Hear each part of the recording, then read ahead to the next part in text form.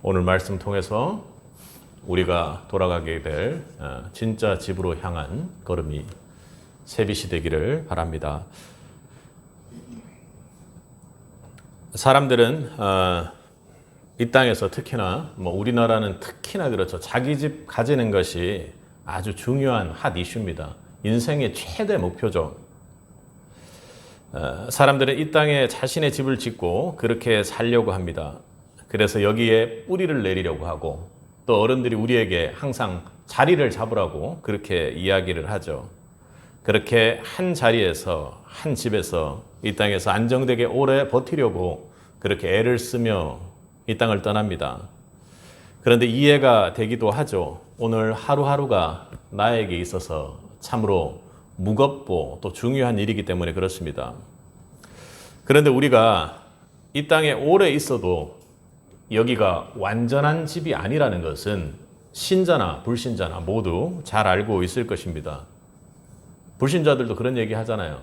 이 땅을 떠나면 아무것도 가지고 갈 것이 없는데 뭐 그렇게 애를 쓰냐 이런 얘기를 하죠.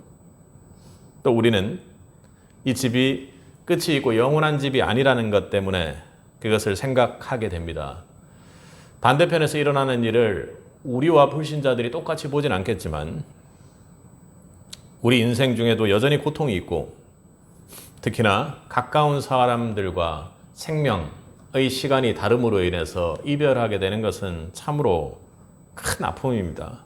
육신이 떨어져 있다는 것, 그리고 또 육신적으로 매우 친하고 가까웠다는 것 때문에 그 분리는 너무나도 아프고 눈물이 있습니다.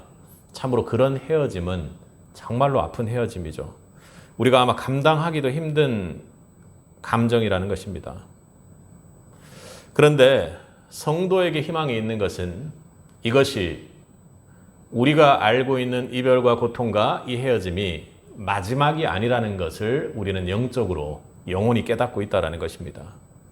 성경은 이야기를 합니다. 이 세상은 언젠가는 끝이 나고 하나님께서 새 하늘과 새 땅을 예비하셨다고. 그 집은 우리가 만든 것이 아니라 하나님이 마련하신 집입니다. 눈물도 고통도 죽음도 없는 것이죠. 또 거기서 예배 드릴 때는 오늘 아침에 우리가 이렇게 하나님의 은혜 가운데 애를 썼던 것처럼 그렇게 물을 퍼내는 일도 없을 것입니다. 사랑하는 성도 여러분, 그것은 우리가 물을 퍼내지 않아서 좋은 것이 아니라 바로 하나님 자체가 그 집이기 때문에 그렇습니다. 그분이 거기에 계시고 또 그분이 바로 그 집이 되어주는 곳입니다. 요한계시록 21장은 하나님께서 함께 하시는 새하늘과 새 땅의 우리 진짜 집을 이야기하고 있습니다. 처음에는 하늘과 땅 그리고 우리가 가지고 있던 모든 어떤 천지 만물이 사라지고 새 예루살렘이 등장합니다. 그 도성은 하나님께서 하나님 백성을 위해 지어놓은 놀라운 집입니다. 하나님 직접 우리 가운데 거하시고 나는 너희 하나님이고 너희는 나의 아들들이다 하고 그렇게 선포하십니다. 그러니까 쉽게 말하면 여기는 아버지의 집이라는 것입니다. 많은 부를 상속하는 그 상속자가 아무 일도 안 하고 있는 것에 대해서 그 누구도 뭐라 하지 않습니다. 왜요? 아버지의 집에 그는 편안히 평생을 그냥 거할 수 있기 때문이죠. 세상도 그렇습니다. 그런데 영혼을 준비하는 영혼 속의 아버지의 집, 그 집은 지금 우리가 사는 집이 어떤 모습일지 몰라도 결코 비교할 수 없는 가치를 가지고 있는 것입니다. 언젠가 우리가 소유하고 있는 화려한 집이라 할지라도 거기에는 끝이 옵니다. 우리가 거기에 살 수 없다라는 것이죠.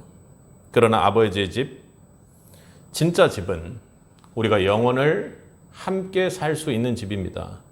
오늘 본문은 오늘 말씀을 통해 여러분에게 질문을 합니다.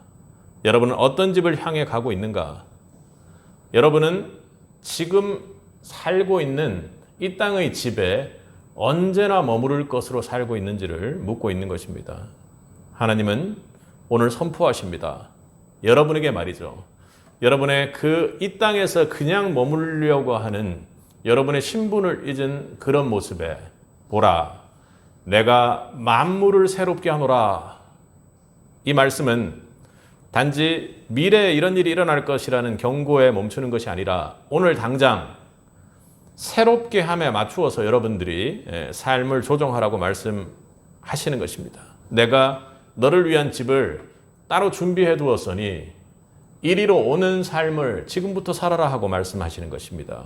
그러니 오늘 우리가 붙들어야 할 것은 이 땅에 얼마나 오래 사느냐, 어떤 집을 이 땅에서 만들어내느냐가 아니라 하나님의 집으로 우리가 어떻게 돌아갈 것인가를 준비하는 삶 또한 살아야 한다는 것입니다.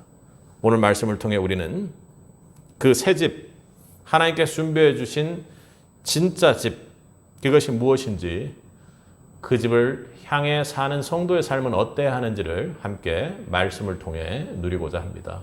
여러분에게 그 진짜 도성으로 돌아가는 은혜가 있기를 축복합니다.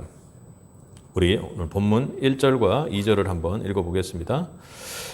또 내가 새 하늘과 새 땅을 보니 처음 하늘과 처음 땅이 없어졌고 바다도 다시 있지 않더라. 또 내가 보매 거룩한 성 새 예루살렘이 하나님께로부터 하늘에서 내려오니 그 준비한 것이 신부가 남편을 위하여 단장한 것 같더라. 아멘. 오늘 본문 1절에서는 새 하늘과 새 땅을 보니 처음 하늘과 처음 땅이 없어지고 사라졌다고 이렇게 이야기를 합니다. 새 하늘과 새 땅, 하나님께서 준비하신 새 집은 지금까지 우리가 살아온 이 세계, 죄와 죽음, 눈물과 탄식이 가득한 세상이 하나님 앞에서 마침내 모든 것이 끝내 종결되고 만다는 것입니다. 그리고 새로운 하나님의 창조가 시작되는 것이죠.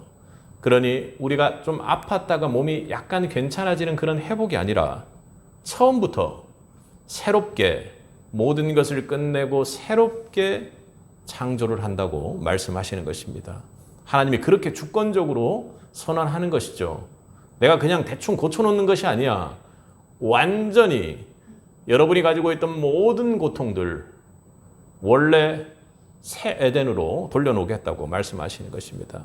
이 말씀은 1세기 초대교회 성도들에게는 매우 강력한 위로의 말씀이 되었고 소망이 되었습니다. 로마의 핍박 아래 복음을 지키기 위해 생명을 놓아야 했던 사람들이 견디기 힘든 고통 속에 그들은 있었습니다. 그러나 그들의 마음속에 성령은 정확하게 알고 소망하도록 만들어 주셨습니다. 이 세상이 끝이 아니야. 하나님께서 준비해 주신 새 집이 분명히 있다고 예수님께서 말씀하셨어 하고 말입니다. 하나님이 이 모든 것을 새롭게 하실 것이라는 그 약속, 그들은 그 약속 하나로 믿음으로 인내하고 버텼고 그 약속 하나로 죽음을 넘어서는 믿음의 신앙을 전수했던 사람들이었습니다. 오늘 본문은 5절은 어떻게 선포합니까? 함께 읽겠습니다. 보좌에 앉으신 이가 이르시되 보라 내가 만물을 새롭게 하노라 하시고 또 이르시되 이 말은 신실하고 참되니 기록하라. 아멘. 여기서 보라 하는 것은 감탄사가 아니라 여기 좀 봐라 하고 크게 영적으로 잠들어 있는 우리를 깨우는 말씀입니다. 지금 당장 보라는 겁니다. 지금 당장 일어나라는 겁니다. 지금 당장 새 하늘과 새 땅을 향한 소망을 향해 여러분의 시선을 옮기고 움직이라는 겁니다. 일어나라는 거죠. 그렇게 눈을 돌렸더니 지금 하나님께서 새 하늘과 새 땅을 여는 그 창조의 영역이 열리고 있다고 이야기하는 것입니다. 세상 속에서 무너지고 모든 것이 종결될 것 같은 그런 절망과도 같은 상황 속에서도 하나님이 지금 새 일을 행하고 있음을 여러분 눈으로 직접 보라는 것입니다. 회복의 영역이 아니라 새 예루살렘으로 완전한 새 창조를 여러분 눈으로 직접 목도할 수 있기를 바랍니다. 하나님 그걸 간절히 지금 바라고 계시는 것이죠. 그리고 또한 하나님께서 지금 강조하고자 하는 것은 이렇게 덧붙이십니다. 이 말씀은 신실하고 참되니 반드시 기록하라 이렇게 얘기합니다. 하나님 지금 하시는 이 말씀이 결코 헛되지 않으며 그리고 시건하고 있는 것이 아니라고 이야기하는 것입니다. 하나님이 이 말씀이 신실하다고 스스로에게 확신하고 확증하고 약속하고 계시는 것입니다. 하나님의 이 약속은 누구와도 바꿀 수 없는 언약임을 선포하고 계십니다. 하나님이 여러분 새롭게 하신다고 여러분에게 말씀하셨다면 그 일은 반드시 이루어집니다. 아멘. 그 약속을 믿는 신앙이 진짜 믿음이요. 그 신앙을 가진 자가 하나님의 우리를 향한 사랑으로 준비해 두신 진짜 집으로 돌아갈 수 있는 신앙을 가진 자입니다. 노아는 하나님께서 세상을 심판하실 것이라고 그렇게 말씀을 주셨을 때 노아는 보이지 않는 비를 하나님께서 내릴 것을 준비하면서 방주를 지었습니다. 사람들은 비웃었죠? 그들은 물이 가득 찬 세상을 믿지 못했기 때문입니다. 하나님의 약속의 말씀을 전혀 생각지 못했죠. 그러나 노아는 새롭게 일하실 하나님을 신뢰했기 때문에 그 말씀에 따라 살게 되었습니다. 방주는 노아의 순종이 만든 결과물이 아니라 하나님의 약속을 신뢰한 사람에게 준 생명의 길이었습니다. 하나님은 무너지는 세상 속에서 노아에게 새 삶의 길을 여셨고 그 길은 오직 믿음으로만 걸어갈 수 있는 매우 좁은 길이요. 아주 소수가 움직이는 길이었습니다. 오늘 본문에서 보라, 내가 만물을 새롭게 하노라. 그 선언도 하나님께서 주신 같은 맥락의 선언입니다. 하나님이 새롭게 하신다고 말씀하실 때 우리는 상황이 아니라 말씀을 따라가야 하는 사람들입니다. 그러니 우리는 새롭게 하실 그 하나님을 세빛의 성도라면 반드시 신뢰할 수 있기를 간절히 소망합니다. 새롭게 하시는 하나님을 신뢰하는 사람은 지금 삶 속에서 그 집으로 돌아갈 그 준비하신 하나님의 그 집에 맞추어 삶을 설계하게 되죠. 내가 만물을 새롭게 하노라 하는 것은 단순히 앞으로 새롭게 할 것이니까 좀 참아라 이런 것이 아니라 지금 여러분에게 강한 결단을 요구하고 있는 것입니다. 이 말씀은 미래를 영영히 보장하는 선언이며 지금 당장 어떻게 우리가 살아야 될지에 대한 모형을 바꾸라는 이야기입니다.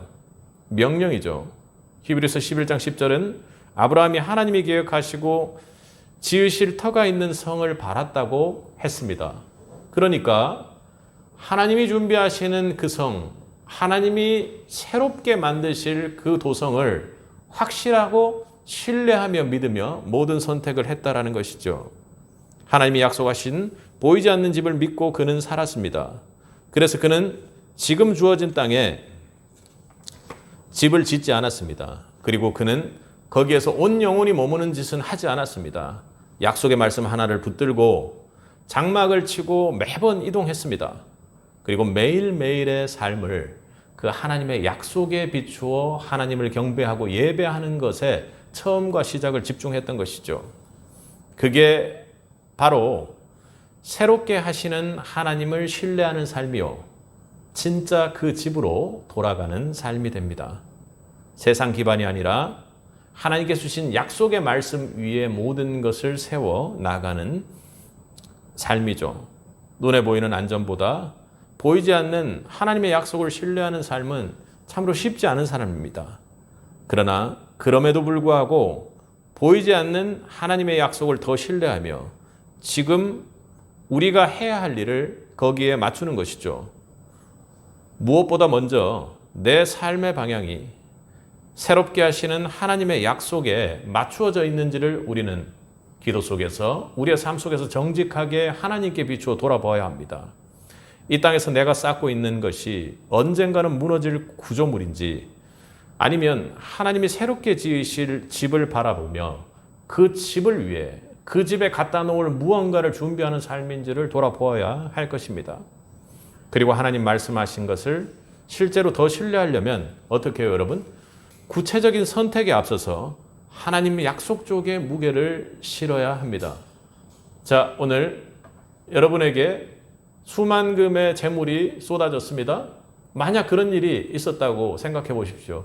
아니, 나에게 이런 행운이 하나님께서 정말로 나를 축복해 주셨구나 하고 그렇게 머무는 것은 이 땅이 내 집이라고 생각하는 사람들의 반응입니다.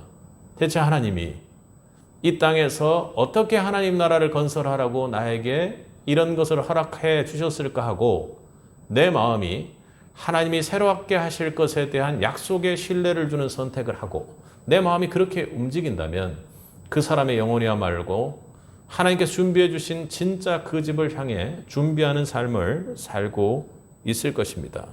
어떤 말을 하든 어떤 일을 하든 어떤 결정을 하든 어떤 관계를 맺든 그것을 끊든 하나님이 새롭게 하신다라는 그 하나님이 준비해 주시는 그 집으로 내가 돌아갈 사람이라면 그 모든 결정이 하나님 약속이라는 진리 앞에 멈추고 돌아서야 하는 것입니다. 노아는 하나님 심판 앞에서 방주를 지으며 삶의 방식과 중심을 바꾸었습니다. 아브라함은 하나님이 지으실 성을 바라보며 삶의 방향을 틀었던 것이죠.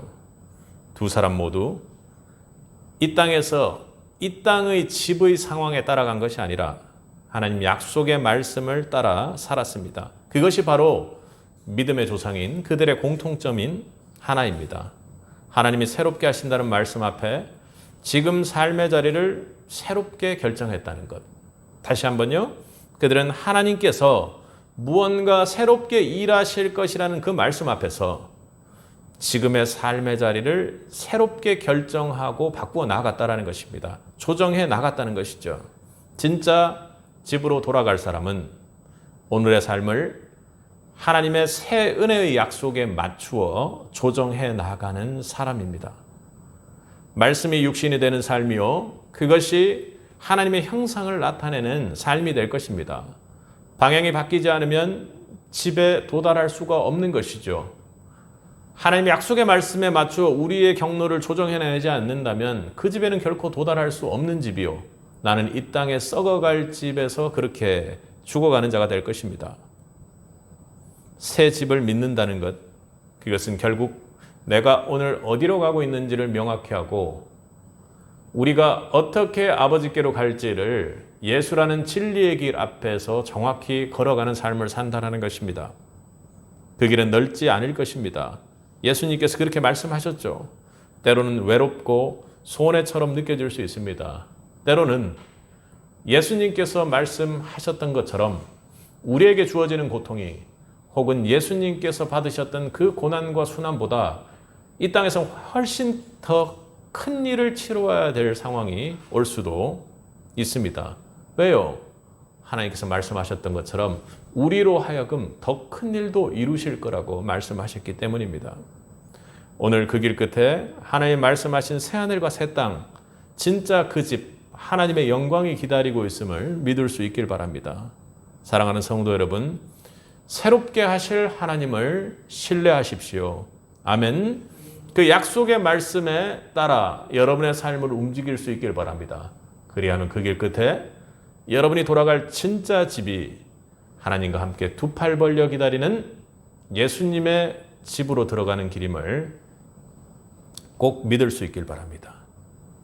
그 진짜 집으로 들어가는 은혜가 세비세계에 있기를 주님의 이름으로 축복합니다.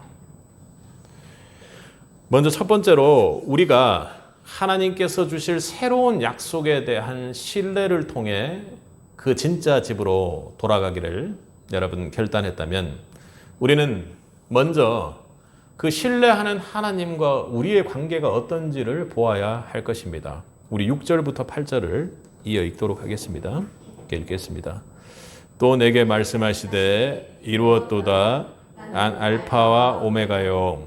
처음과 마지막이라. 내가 생명수 생물을 목마른 자에게 값없이 주리니 이기는 자는 그것을 상속으로 받으리라. 나는 그의 하나님이 되고 그는 내 아들이 되리라. 그러나 두려워하는 자들과 믿지 아니하는 자들과 흉악한 자들과 살인자들과 음행하는 자들과 점술가들과 우상 숭배자들과 거짓말하는 모든 유황으로 타는 못에 던져지리니 이것이 둘째 사망이라. 아멘. 하나님은 새 창조의 비전을 보여주신 후 그 창조에 누가 참여할 수 있는지를 분명히 밝힙니다. 하나님은 나는 처음이요 마지막이라고 그렇게 선포하십니다. 시작도 끝도 하나님께서 하십니다. 하나님께서 시작하셨고 하나님께서 모든 것을 마무리한다는 선포입니다. 이 새 창조는 그러니 사람의 힘이 조금이라도 들어간 것이 아니라, 사람의 조력이 조금이라도 필요한 것이 아니라 하나님이 완성하시는 하나님의 나라요, 전적으로 우리를 위해 하나님께서 준비해 주신 선물과 초청장이기도 합니다. 그 하나님께서 생명수 샘물을 누구에게 주시겠다고 지금 말씀하십니까? 6절 하반절을 보면 내가 생명수 샘물을 목마른 자에게 값없이 준다고 합니다. 여러분, 이 생명수의 샘물을 받을 자가 누구입니까? 어떤 자격이 있는 자가 아닙니다. 전적으로 하나님께서 은혜로 스스로 부족함을 인정하고 하나님 없이는 살 수 없다고 고백하는, 목마르고 갈망하고 하나님을 사랑하는 자, 그 뜻대로 부르심을 받은 자들, 그 어떤 것보다도 하나님 앞에 연약하여 엎드리는 자들, 목마른 자들을 향해 하나님께서 부어주시겠다는 선물입니다. 바꾸어 말하면 새 창조의 본질은 다른 그 어떤 우리의 힘이 조금이라도 들어간 것이 아니라 오로지 하나님 은혜로만 가능한 일이라는 것입니다. 그리고 7절에서 하나님 말씀하시기를 이기는 자는 이것들을 상속으로 받으리라. 함께 읽겠습니다. 나는 그의 하나님이 되고 그는 내 아들이 되리라. 아멘. 이건 무엇입니까? 여러분, 하나님의 은혜로 주어진 선물을 통해 우리의 왜곡되고 죄된 인생, 하나님과 완전히 끊어진 인생이 하나님과의 관계가 회복된다는 선포인 것입니다. 하나님이 다시 우리의 하나님이 되시고 우리는 하나님의 자녀가 되는 것. 이것이 진짜 집으로 돌아간다는 말의 핵심 시작인 것입니다. 우리가 가고자 하는 새 예루살렘은 단지 그저 고통이 없는 장소, 그런 밋밋한 그런 장소가 아니라 하나님과 다시 함께 거하는 그런 삶이 완전히 회복되는 공간이 되는 것입니다. 그러니 우리가 돌아갈 진짜 그 집은 지금 이렇게 하나님과 단절된 고통 속에서 우리가 고통하며 슬퍼하는 삶이 아니라 하나님과 영영을 함께하는 삶으로 관계가 완전히 회복되는 그 삶이 시작되는 집입니다. 이 말씀은 에덴에서 끊어진 하나님과 인간관계를 다시 이어 완전히 새롭게 붙이시는 하나님의 선언이죠. 아담과 하와가 범죄한 후 우리는 하나님과의 관계가 멀어졌습니다. 하나님이 걸어오시면 수먹보 또는 얼굴을 마주할 수 없었으며 가죽옷을 입히시던 하나님의 손길은 멀어져 있었고 사람은 에덴의 동산에서 쫓겨나게 되었습니다. 성경의 이야기는 사실 하나의 이야기로 정리됩니다. 에덴 동산에 하나님께서 하나님과 함께하는 천국을 선물로 주셨고 우리가 죄를 지었고 쫓겨났으며 다시 하나님께로 돌아가기 위해 하나님께서 이 관계를 회복시키는 여정이 창세기부터 계시록 이 마지막까지 이어지며 이렇게 이어가고 있는 것입니다. 여러분, 누가복음 15장 한 아들이 아버지의 집을 떠났죠. 왜 떠났습니까? 스스로 살 수 있다고 착각했던 것이죠.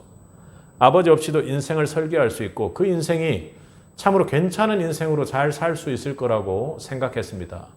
형의 말을 빌어 얘기하면 창기의 집에서 움직이면서도 내 멋대로 죄를 짓고 하나님과 완전히 관계가 떨어진 거룩하고 구별된 삶이 아니라 세상 속에 완전히 파묻혀 사는 삶을 살아도 나는 해낼 수 있다고 착각하고 믿었던 것입니다.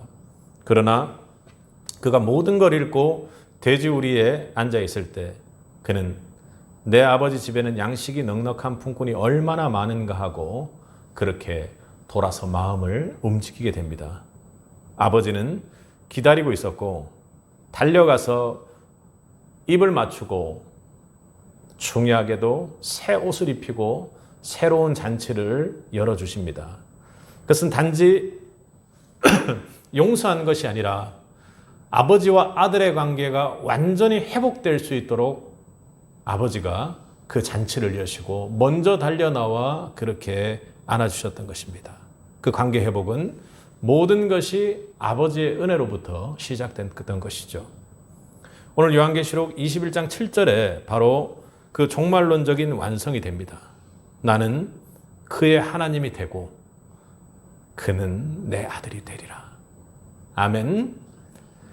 하나님과의 관계의 회복이 없이는 우리는 결코 그 진짜 집으로 돌아갈 수가 없습니다. 하나님께서 예비하신 새 집은 하나님과 함께 거하는 집이죠. 그냥 좋은 집이 아닙니다. 하나님과의 관계가 회복된 사람들만이 들어갈 수 있는 집입니다. 7절에서 나는 그의 하나님이 되고 그는 내 아들이 되리라 하는 그 말씀입니다. 하나님과의 그 집 속에 초청이고 또 하나님과의 관계가 회복되지 않는다면 결코 그 집에 들어올 수 없다라는 하나님의 우리를 향한 영적 경고의 메시지가 될 수도 있는 것입니다. 하나님이 21장 6절에서 이렇게 말씀하셨죠. 생명수의 샘물을 목마른 자에게 값없이 주리라. 여러분, 여기서 중요한 것은 목마름입니다. 우리가 신앙생활을 하고 있지만 여러분 삶 속에서 목마름과 갈급함이 있습니까? 주님을 향한 갈급함이 있는지요? 우리가 예배당에 앉아 있지만 정말 하나님을 갈망하고 소망하고 아버지에 대한 그 관계가 회복되기를 간절히 소망하는 마음이 있냐고 묻고 있는 것입니다. 하나님과의 관계 회복은 나의 이런 목마름에 대한 절규와 외침에서 시작되는 것입니다. 그럼에도 불구하고 주님께서 그런 우리의 목마름을 향해 먼저 다가오시죠. 요한복음 4장의 수가성의 여인을 보십시오. 그녀는 겉으로 봐도 참 인생이 복잡한 사람이었습니다. 5명의 남편이 있었고 지금 있는 사람도 남편이 아닌 그런 삶이죠. 그는 참으로 부끄러운 삶이기도 했지만 그의 삶은 그 부끄러운 삶 속에서 죄 속에서 지쳐있는 우리의 일상적인 모습을 보게 합니다. 그런데 예수님께서 그녀에게 다가가셔서 말씀하십니다. 남편을 데려오라고요. 예수님께서는 모든 것을 알고 계셨죠. 그 마음에 목마름과 갈증으로 제대로 예배하지는 못하지만 그렇게 찾고 있었던 그 여인을 보았던 것입니다. 그녀가 남편이 없다고 대답했습니다. 그건 참으로 맞는 말이었습니다. 그러나 그것이 그녀가 예수님 앞에 내뱉어야 할 전부는 아니었던 것입니다. 그녀는 5명의 남편이 있었고 지금의 같이 사는 사람도 남편이 아닌 상황이었습니다. 그녀의 말이 맞긴 했지만 그 깊은 내면 속에 그녀가 지쳐 있었던 목마름을 주님 앞에 내어놓지는 않았습니다. 주님은 그 이면까지 다 아셨습니다. 그녀의 지난 인생도 지금의 갈증도 주님은 다 알고 계셨습니다. 주님께서 이 수가성의 여인을 만날 때 먼저 그녀에게 이렇게 이야기를 합니다. 물을 한 모금 달라고 하면서 너가 내가 누군지를 알았다면 너는 나에게 물 달라고 구했을 것이다 하고 그렇게 말씀을 하십니다. 여러분, 예배는 바로 그 자리에서 시작됩니다. 예수님이 누구인지를 알고 내 모습을 일일이 하나하나 조명하여 직면하는 자리. 나에게 분명히 지금 현재 남편이 없지만 나에게 5 남편이 있었고 또 그리고 지금도 나는 제대로 주님의 앞으로 가지 못하고 그 목마름을 다른 것으로 채우고 있는 삶을 살고 있다고 하는 것을 직면할 때 말입니다.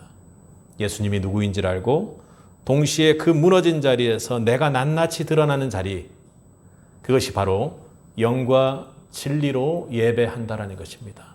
예수님은 진리이십니다. 할렐루야.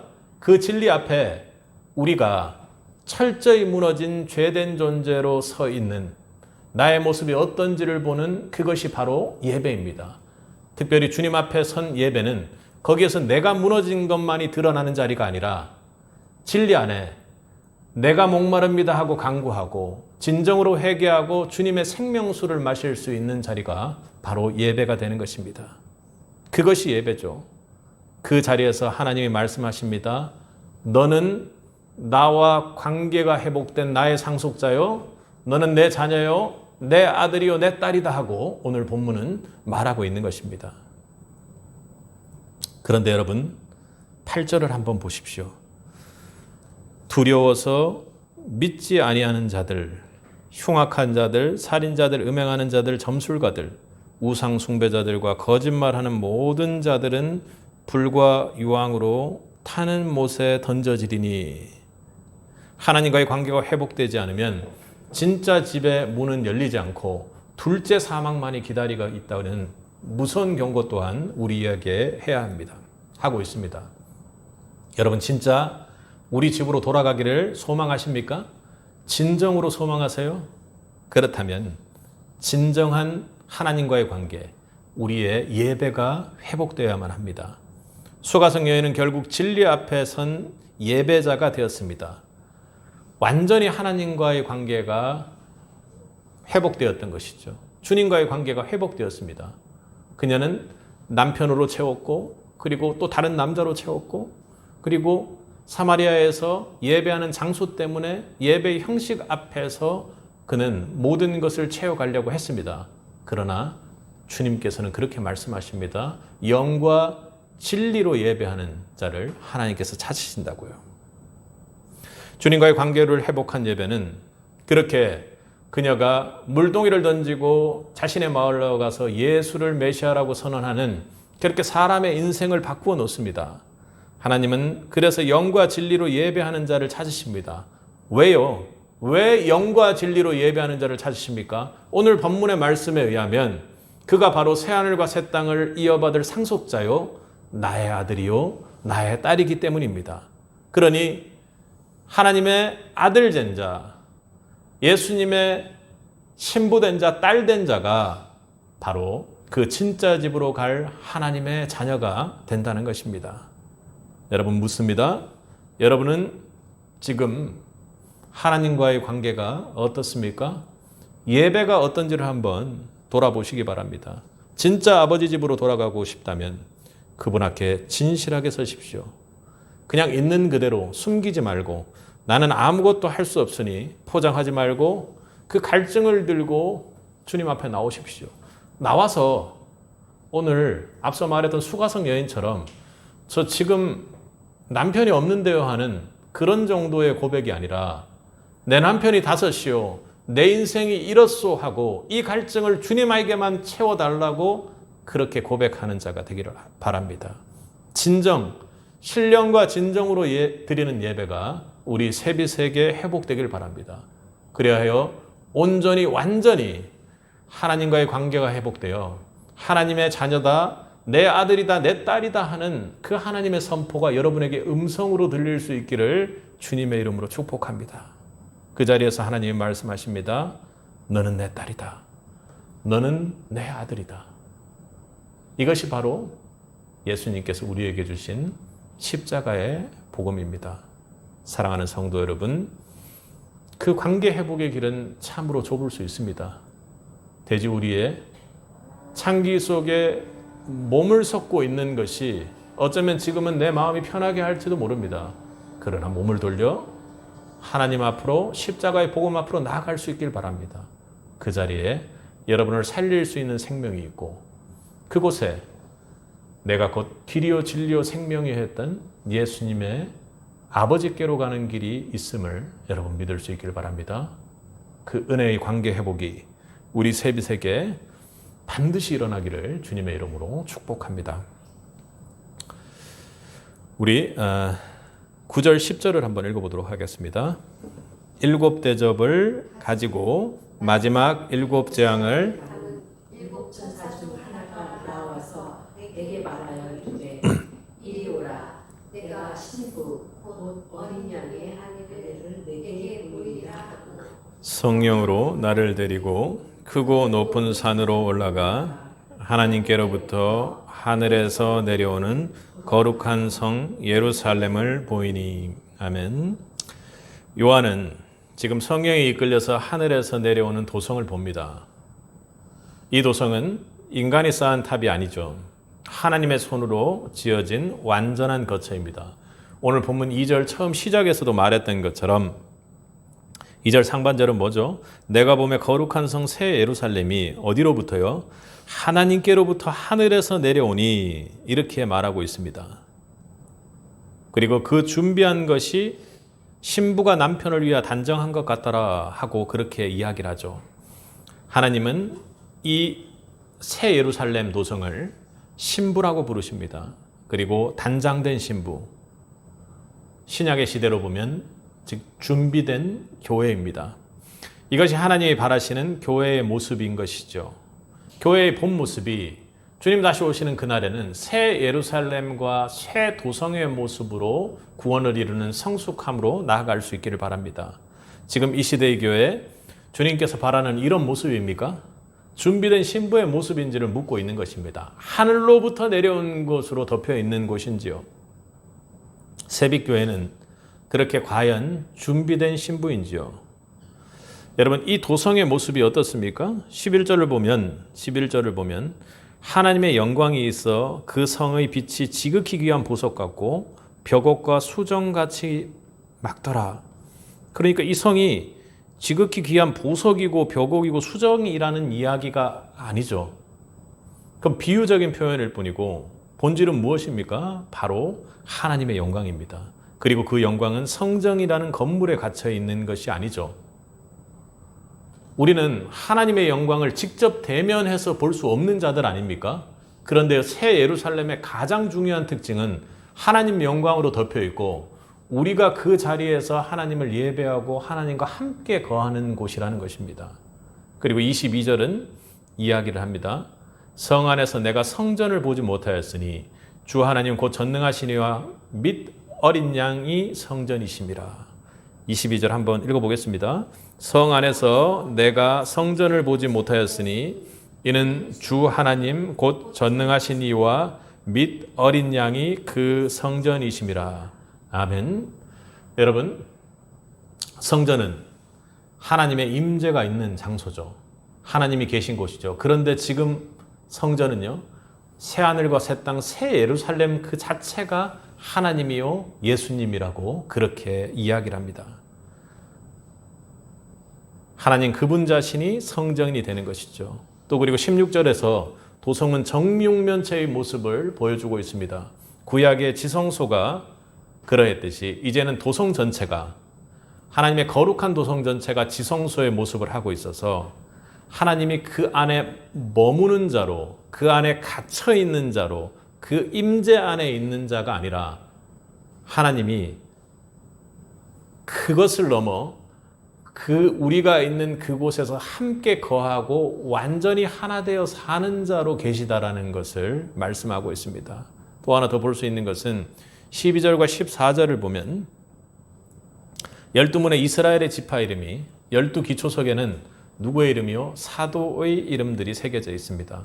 이는 하나님의 구속사가 구약과 신약이 단절되지 않고 옛 언약과 새 언약이 백성 하나로 연결되어 있다는 것을 보여줍니다. 우리 중에 만약 예수님을 믿는 자니까 유대인처럼 나는 모세오경이나 이런 하나님의 성경들을 구약을 믿지 않는다 이런 사람들도 있습니다.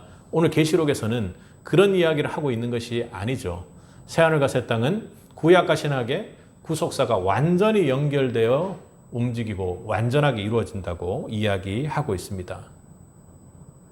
하나님이 이 거룩한 도성을 창세 처음부터 계획하셨고 또 오늘 요한계시록 21장을 통해 우리에게 더욱 정확히 강력하게 초대하고 계십니다. 시편 122편에는 예루살렘을 향해 절기마다 걸어가는 그 순례자들이 있습니다. 그들의 발걸음은 가벼웠지만 그 길은 참으로 좀 멀고 험했죠. 그 길을 올라가며 그들은 찬송을 했습니다.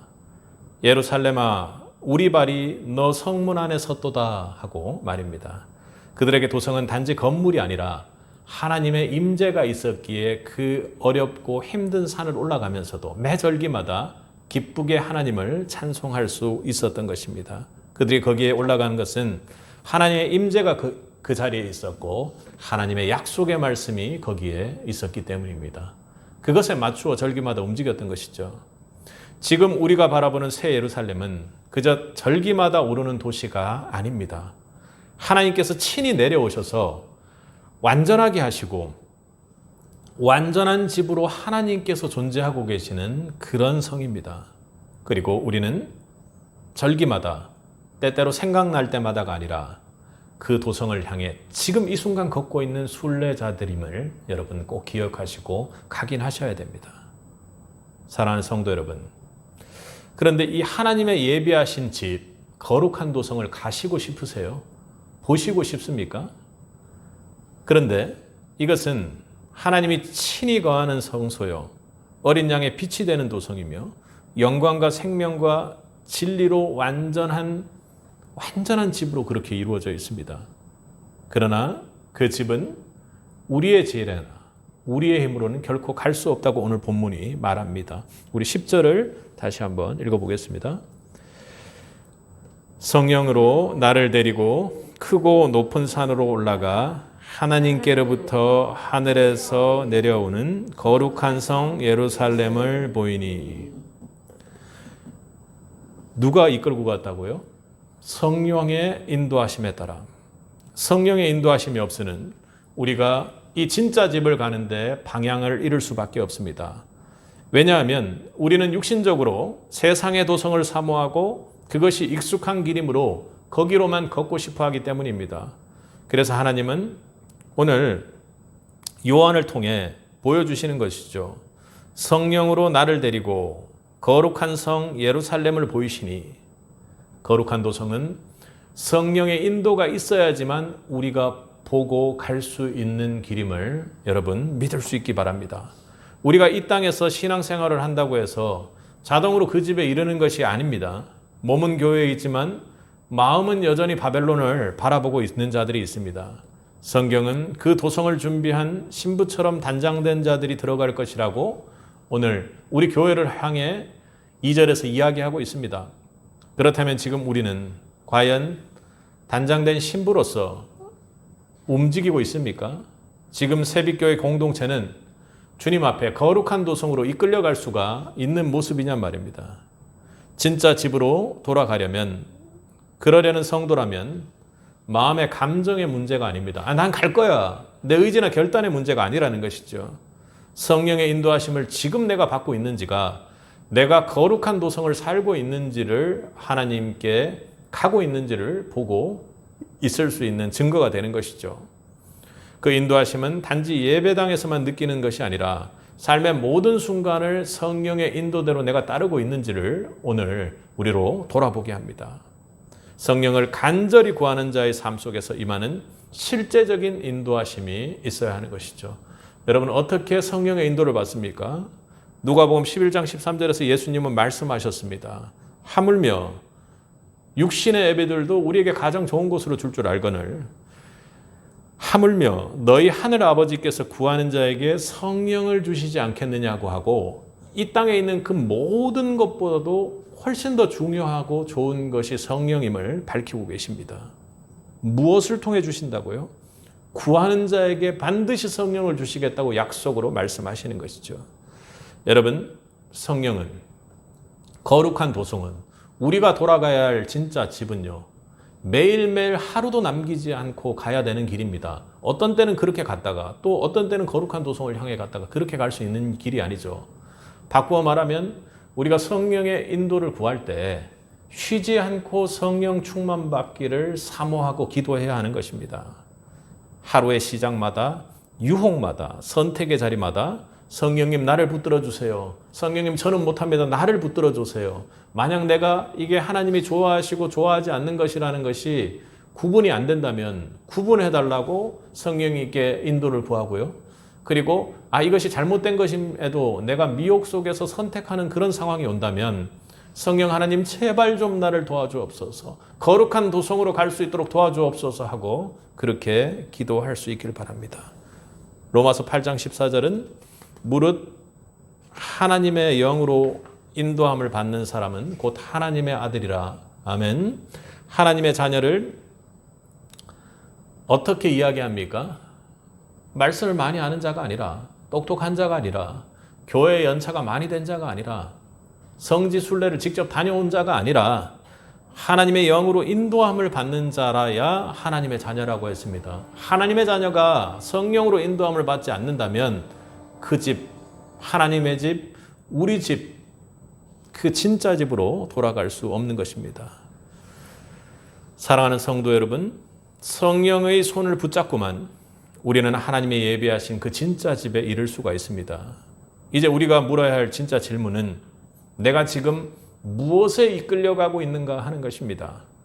거룩한 도성을 향해 걷는 신부라면 반드시 성령 충만을 구하고 성령 충만함으로 신부로서 준비하고 대기하고 있어야 할 것입니다. 하나님 오늘 여러분에게 말씀하시는 것입니다. 새 예루살렘으로 오는 길은 성령으로 내가 인도하겠다고요. 주님께서 내가 지금 하늘로 가서 아버지와 함께 예비할 처소를, 너희들이 거할 처소를 예비하러 가겠다고 그렇게 말씀하십니다. 그때 도통 무슨 말인지 모르죠. 그리고 성령을, 보혜사 성령을 가르치고 깨닫게 하고 우리를 이끌 성령을 보내겠다고 주님께서 말씀하셨습니다. 그렇습니다. 성령의 가장 중요한 역할이 우리를 거룩한 도성으로 인도하는 역할입니다. 내가 갈 수 없는 것입니다. 그렇기 때문에 진짜 집으로 돌아가기를 간절히 소망하고 갈망하는 사람이라면 반드시 성령의 손을 붙잡으십시오. 제 손을 붙잡으셔도 안 되고 여러분이 지금 현재 의지하고 있는 것이 무엇이겠지 모르겠지만 그것의 손을 붙잡아서는 결코 하나님의 집, 진짜 그 집으로 돌아갈 수가 없는 것입니다. 사랑하는 성도 여러분, 성령을 붙잡아야 방향을 잃지 않고 우리 참 이 고생스러운, 때론 또 기쁨도 있지만 이 고난의 성도의 인생 중에서 방향을 잃지 않고 진짜 집에 이를 수가 있습니다. 말씀을 준비하면서 주님께서 왜 이런 말씀을 하셨는지를 알겠습니다. 제자들이 어느 날 자신을 따르겠다고 하는 그런 사람들이 예수님께 어디로 가든지 예수님을 따르겠습니다. 이렇게 말씀하셨을 때 누가복음 9장에서 여우도 굴이 있고 공중의 새도 집이 있으되 인자는 머리 둘 곳이 없도다. 아멘. 이 말씀이 단순히 예수님께서 가난하게 내가 거처할 것도 없이 이 땅에서 살았다라는 것을 이야기하는 것이 아니었습니다. 누가복음 9장의 앞뒤 맥락을 보면 예수님은 감정적으로 따라가겠습니다. 어디든지 가겠습니다 했던 그들에게 헌신의 자리가 그런 것이 아니라는 것을 말씀하셨습니다. 제자된 자, 헌신을 진정으로 주님 앞에 하고자 하는 자는 그리고 거룩한 도성의 백성된 자들이라면 그 길이 어떤 길인지를 분명히 해주셨던 길입니다. 그 길은 땅에 뿌리 내릴 집도 세상적인 안락도 없이 오직 아버지의 집만을 바라봐야 하는 길이라고 말씀하는 것입니다. 좀 더 순화해서 바꾸어 말하면 내 집은 하늘에 있어. 여기는 없단다. 어디든지 따르겠습니다. 따르겠습니다 하는데 이 땅에 어디 험난한 길, 어려운 길, 그 길을 따르는 길이 아니라 나를 따르는 길은 하늘에 집 두고 가는 그 인생길을 따르는 길이라고 주님께서 말씀해 주셨던 것입니다. 그러니 하늘길을 가는데 당연히 내 자신을 부인해야 되겠죠. 그리고 즉시 부인해야 합니다. 그리고 하나님께서 준비해 주신 예비한 그 길로 어떤 일이 있더라도 가야 한다는 것이죠. 뒤돌아볼 길이 없다라는 것입니다. 왜요? 예수님께서 말씀하신 대로 인자가 아무리 이 땅에 누추한 곳이라도 내가 머리 둘 집은 여기에 있는 것이 아니라고 주님께서 말씀하신 것입니다. 제자의 길, 그것은 하늘에 진짜 집을 둔 자의 길이라고 주님께서 말씀하셨던 것 같습니다. 예수님이 이 땅에 한 군데도 집을 삼지 않으셨습니다. 왜냐하면 그분의 진짜 집은 처음부터 창세 전부터 또 지금까지 하늘에 있었기 때문입니다. 하나님 아버지의 집, 그 집이 예수님의 집이요 돌아갈 집이었던 것이죠. 그리고 그분은 참으로 놀랍게도 야 이거 도저히 안 되겠다 하고 우리를 그분의 집으로 다시 데려갈 길을 여셨던 분입니다. 사랑하는 성도 여러분, 요한복음 14장에서 예수님은 우리에게 이렇게 말씀하셨습니다. 내 아버지 집에 거할 곳이 참 많도다. 내가 너희를 위하여 그 거처를 예비하러 가노라. 아멘. 할렐루야. 여러분, 그 약속의 말씀을 신뢰할 수 있기 바랍니다. 하나님 백성을 위한 진짜 집, 아버지와 함께하는 거룩한 도성, 그 집은 단지 좋은 곳이 아니라 하나님 아버지가 함께 하시고 그 영광이 있는 곳입니다. 그리고 그 모든 집은 하나님께서 은혜로 준비하시고 또 우리가에게 올 길로 은혜로 아들 독생자를 내어주셨던 완전한 집입니다. 여러분, 이 집을 소망하고 계십니까? 내가 소망하고 있다고 아멘 하는 소리가 안 나오고 오히려 주님 앞에 눈물로 회개하는 자리가 될 수 있다면 어쩌면 그것이 관계를 회복하고 하나님께로 나아갈 수 있는 길이 될 수도 있습니다. 이 땅을 집 삼고 여우굴에 공중에 내 머리 둘 곳을 찾고 방황하고 있는 것이 우리 아닙니까? 진짜 집은 이 땅이 아니라 하나님이 예비하신 새 하늘과 새 땅입니다. 믿을 수 있길 바랍니다. 믿음이 되길 소망합니다. 여러분이 바라볼 수 있는 유일한 집이 그 집이 되기를 바랍니다. 그러기 위해서 우리는 하나님을 신뢰해야 합니다. 그분이 우리를 반드시 새롭게 하실 것이기 때문에 그렇습니다. 우리는 하나님과의 관계를 회복해야 합니다. 하나님은 지금도 찾으세요. 나와 관계를 회복하기 위해 나를 관계를 회복하여 나와 직통으로 통하는 그런 예배를 하는 자들을 찾으십니다. 왜요? 그 자들이 나의 사랑하는 아들이요 사랑하는 딸이기 때문에 그렇습니다. 그들을 위해 거처를 준비해놓고 많은 거처를 준비해놓고 주님께서 지금 기다리고 계십니다. 그러나 우리가 아무리 지혜를 얻더라도 지혜를 구하더라도 아무리 내 힘으로 바득바득하고 이 땅에서 많은 것을 이루고 이 땅에서 큰 집을 만든다 할지라도 결코 우리 힘으로는 그 길을 갈 수 없습니다. 하늘로부터 내려온 집이요 성령의 인도하심만으로 우리가 갈 수 있기 때문입니다.